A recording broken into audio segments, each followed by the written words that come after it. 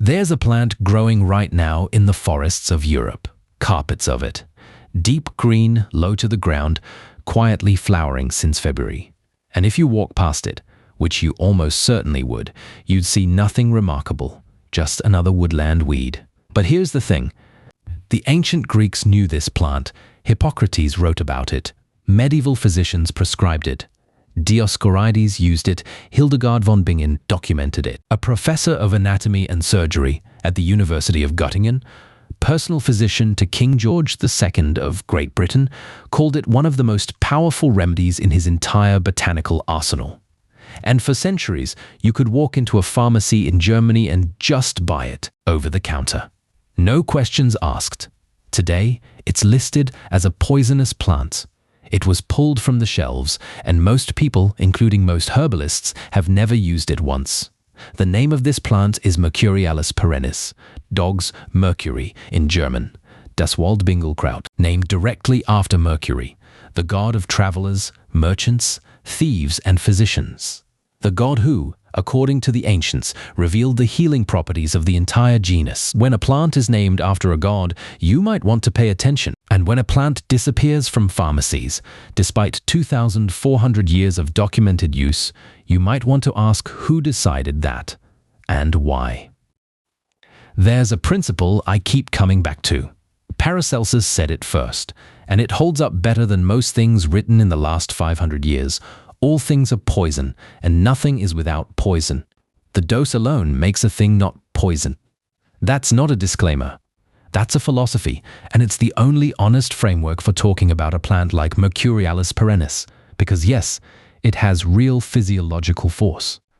The fresh plant particularly will send your digestive system into full evacuation mode faster than you can look up a synonym for laxative. That's not nothing. That's a plant with actual power. The question is never whether something is powerful. The question is whether anyone taught you how to use it. And somewhere in the last 50 years, we collectively decided it was safer to forget. Easier to label it dangerous than to understand it. Easier to clear the shelf than to train anyone in dosage and preparation. That same pattern has played out with comfrey, with coltsfoot, with celandine, with dozens of plants from traditional Chinese medicine now banned under novel food regulations. No lobby, no ad budget. No interest from any pharmaceutical company in a plant that grows for free in your local ancient woodland. So they disappear. And with them goes 2,000 years of clinical observation by people who were watching patients very carefully, because patients dying was generally considered a problem. Let's start with where this plant lives and what it does. Waldbingelkraut grows in ancient broadleaf forests. You find it in the shade, on nutrient-rich, slightly damp soil, the kind of forest floor that hasn't been disturbed in centuries. Forms these enormous carpets, sometimes covering entire clearings, mixed in with wild garlic and lungwort and hepatica. It flowers early February through April, before most trees even have leaves, and the flowers themselves are almost invisible. Small, yellowish-green, easy to miss entirely. The plant is dioecious, meaning there are male and female plants, like hemp, like nettles, and it reproduces through rhizomes, those underground root systems that send up new shoots year after year. But it also has a stranger trick, something called Apomixis, the ability to produce offspring without any fertilization at all. The plant generates a hormone that tricks itself into thinking it's been fertilized and then simply clones itself. No pollen needed, no partner. Just the plant, doing its own thing in the shadows. I find something appropriate about that. A plant that survives entirely on its own terms, in the forgotten corners of old forests, without needing anyone's approval. One more thing about identification, because this matters. Waldbingelkraut has a square stem. That alone narrows it down significantly.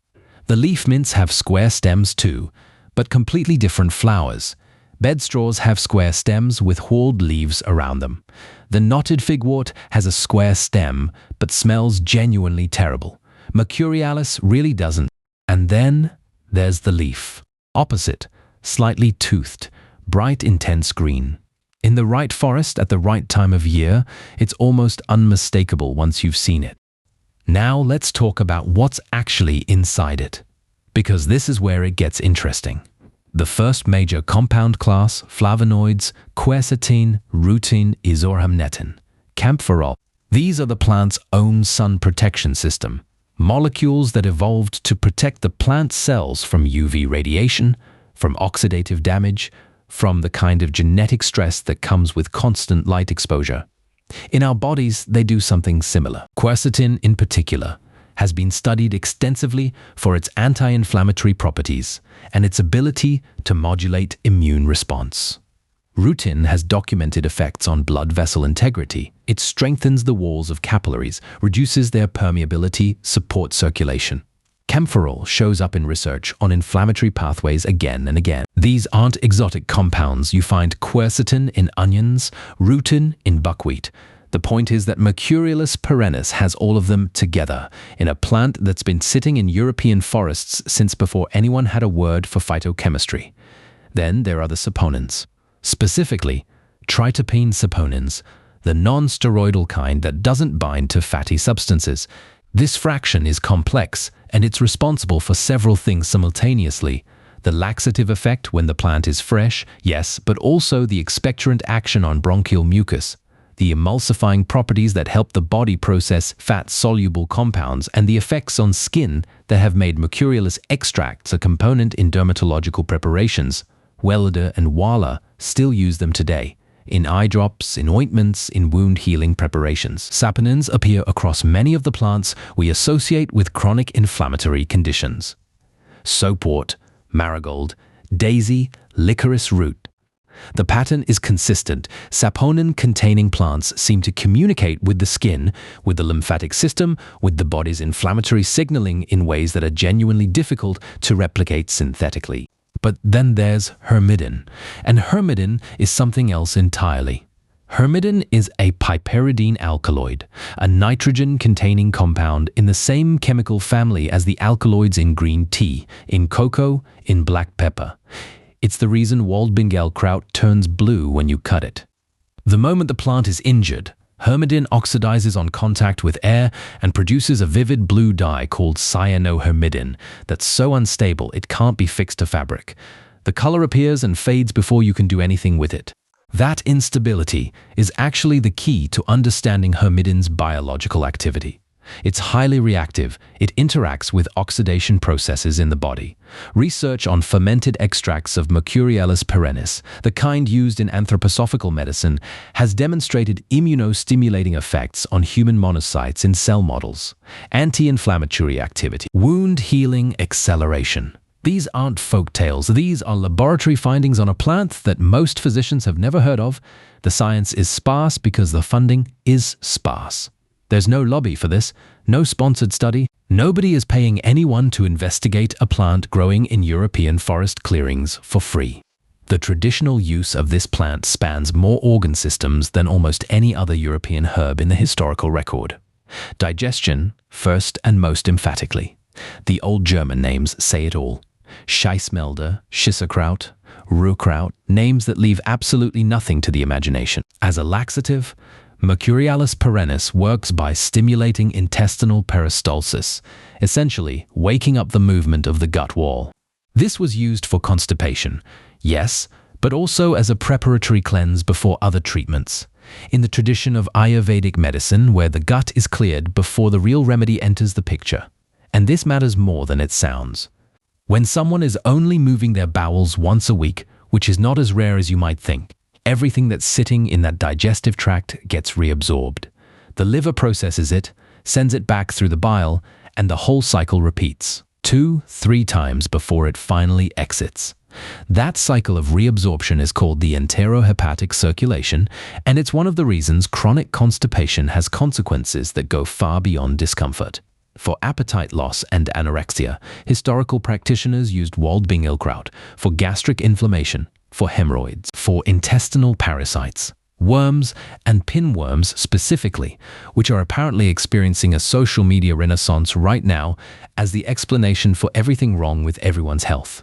Whether or not the trend is overstated, the plant's history in this area is well documented. From the gut, move upward, the respiratory system.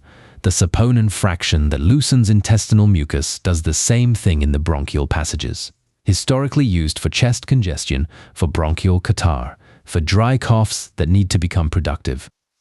This is classic saponin action, the same mechanism you find in mullein, in ivy leaf, in elderflower, in cowslip root. Mercurialis just has it too, alongside everything else. Then the lymphatic system.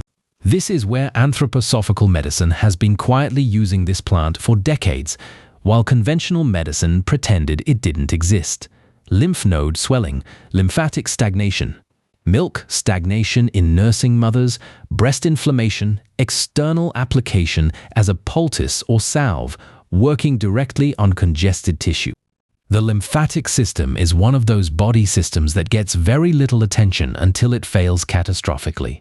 It's the body's drainage network, clearing metabolic waste, supporting immune surveillance, maintaining fluid balance in tissues. Most people walking around with swollen legs after standing all day, with chronically congested sinuses, with that persistent feeling of heaviness and low-level fatigue that nobody can quite diagnose, are dealing with a lymphatic system that's struggling and getting no support at all. And the remedies that address that, in traditional European medicine, in Ayurveda, in Chinese medicine, are plants exactly like this one.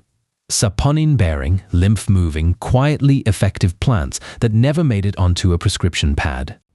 And then there's the part of this plant's history that connects it to something much more contemporary. Syphilis, a spirochetal infection caused by Treponema pallidum, a spiral-shaped bacterium. It has a long, complex, damaging disease course that can eventually reach the nerves and the brain, what they called neurosyphilis, a condition that historically meant slow deterioration and death. Before antibiotics, physicians across Europe were desperately searching for plant remedies that could work against it. South American plants, guaiacum wood, sarsaparilla, sassafras, came back with the colonial trade routes, all of them rich in saponins. And Mercurialis perennis appeared repeatedly in that same search. Because it was here, it was available, and it had the same compound profile. Now, the bacteria that causes Lyme disease, Borrelia burgdorferi, is also a spirochete. Same bacterial family. Similar corkscrew shape, similar ability to burrow into tissues. Similar long and complex disease course that can involve the heart, the joints, the nervous system. The overlap in clinical presentation between late-stage syphilis and late-stage Borrelia infection is something historical physicians noticed and documented carefully. And the plants that showed activity against syphilis spirochetes are worth examining with that same lens applied to Borrelia. The connection is logical, the mechanistic hypothesis is reasonable, and the research is mostly still waiting to be done. Because again, there is no money in investigating a plant that grows in old forests for free. Does that mean wild binglekraut treats Lyme disease? That is not a claim I'm making or that anyone should make. So if you have active Borrelia infection, you need qualified diagnosis and early antibiotic treatment. But the historical thread is real, and the phytochemical basis for the interest is not invented. One thing worth mentioning, if you're on any medications, a conversation with your doctor before adding any new herbal preparation to your routine is always a good idea. That applies here too.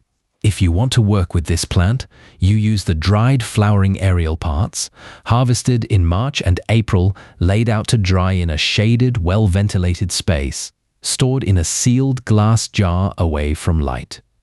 The fresh plant is a different matter, too irritating for most modern digestive systems that have never encountered anything more challenging than a multivitamin. For tea, 1 teaspoon of dried herb, 250 milliliters of boiling water, covered and steeped for 20 minutes. 3 times daily before meals, unsweetened. That's the traditional preparation and the one still referenced in historical phytotherapy manuals, including Clemados, still considered a standard reference for European phytotherapists, written around 1930, and notably listing no upper dose limit. For a tincture, dried herb in a glass jar, covered with 50% alcohol, vodka works so that the plant material is fully submerged. Seal it, store it in a dark place for 4 to 6 weeks. Turning it occasionally, filter and bottle. For chronic conditions, 25 drops 3 times daily. For acute situations, 10 drops 6 times daily. The total daily dose comes out roughly the same either way. Externally, fermented aqueous extracts are used as wound treatments and eye preparations. The preparations that Wala and Weleda still manufacture and apply in complementary medicine settings. That continuity is significant. These preparations have not disappeared. They've just been reclassified as something other than medicine, which is a convenient way to make sure nobody asks too many questions about why they work. There's a moment in Marcus Aurelius's Meditations, a man who spent his life navigating between the palace and the battlefield, between power and philosophy, where he writes about the way great things are often hidden in plain sight, that those who rush past what seems ordinary are rushing past the whole point.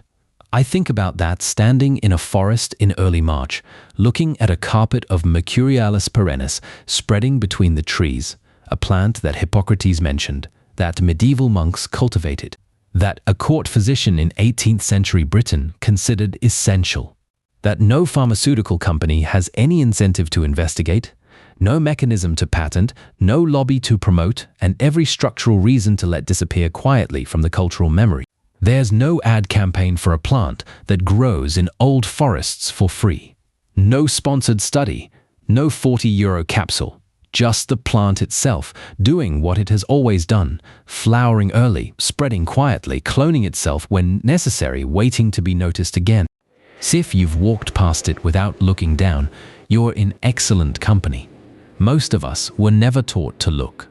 As if something about this changes that, if you find yourself in a forest between now and April and you look a little differently at the ground cover, I'd be over the moon to hear about it in the comments. What did you find? And if you've actually used Waldbengelkraut as a tea, a tincture, externally, write that too. That knowledge doesn't belong in old books. It belongs in conversation.